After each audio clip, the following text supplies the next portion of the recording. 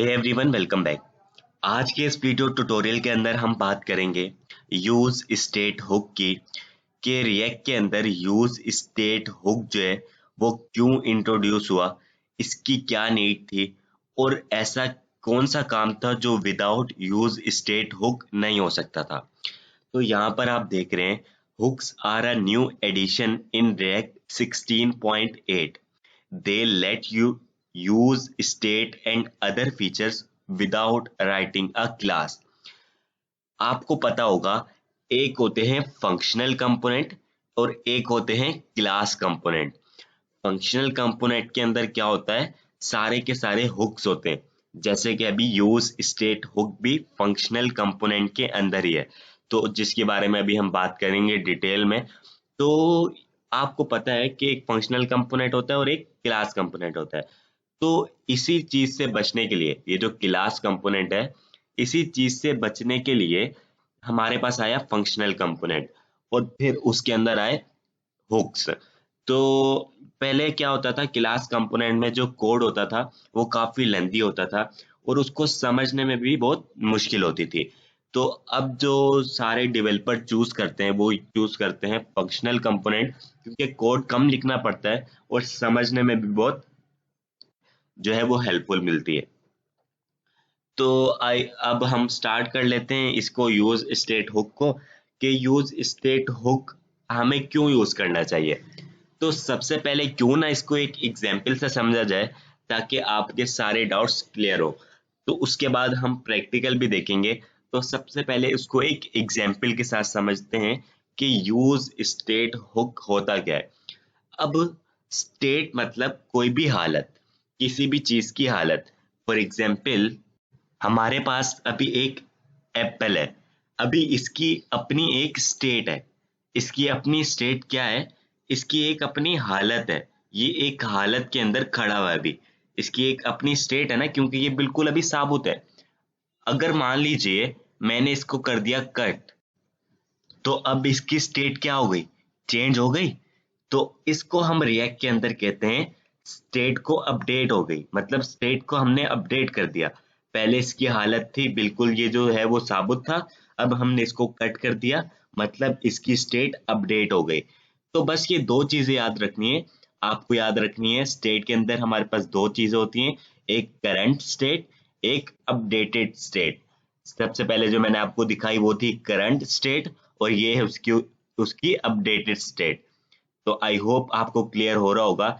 तो अब हम चलते हैं VS कोड के अंदर और हम देखते हैं कि स्टेट को प्रैक्टिकली लिखना क्या है और उसको हम एक एग्जाम्पल से समझते हैं। तो चलते हैं VS कोड के अंदर। तो यहाँ पर मैं आ गया हूँ VS कोड के अंदर। ये मेरी app.js की फाइल है और यहाँ पर मेरे पास एक और फाइल है usestate.js नाम की।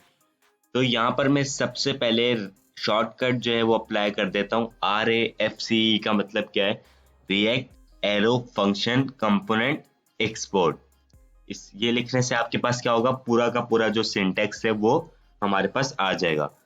तो अब मैं सिर्फ चेक करने के लिए यहाँ पर लिखता हूँ यूज स्टेट हुक, क्या मेरी फाइल सही चल भी रही है या नहीं।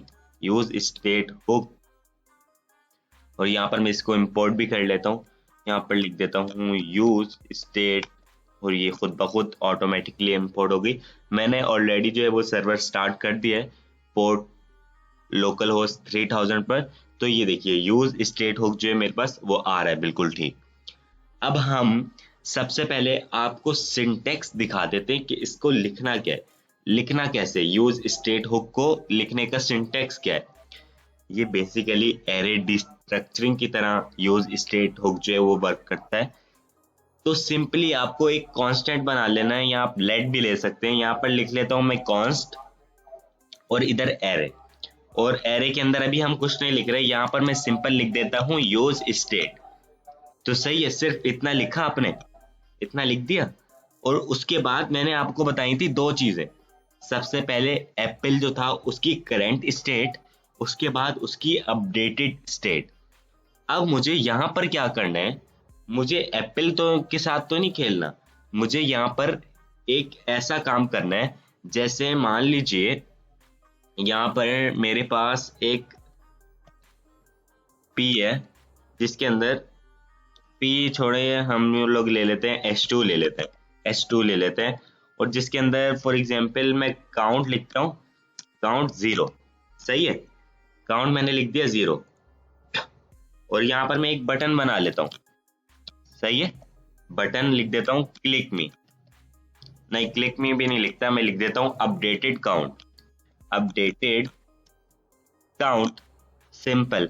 और अब मुझे क्या करना है, अब आप लोग समझ रहे होंगे, मुझे सिंपल इस बटन के क्लिक पर ये जो काउंट की वैल्यू ये अपडेट करनी है। मतलब पहले 0 थी, फिर 1 हो जाए, फिर 2 हो जाए, फिर 3 हो जाए, फिर ऐसे चलती रहे।